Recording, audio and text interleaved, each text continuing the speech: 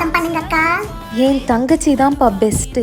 தங்கச்சின்னா இப்படி இருக்கணும். என்ன ஒரு அழகு, என்ன ஒரு க்யூட்டு. அவளை பார்த்தாலே எனக்கு அவ்வளோ சந்தோஷமாக இருக்கும். அடி வயிற்றுலேருந்து சந்தோஷமாக வரும். க்யூட் தங்கச்சி. அக்கா ஏதாவது ஹெல்ப் வேணுமா? வேணுமா? ஏதாவது ஹெல்ப் வேணும்னா சொல்லுங்க அக்கா. நீங்க தான் அக்கா என்னோட best friend. I love you so much அக்கா.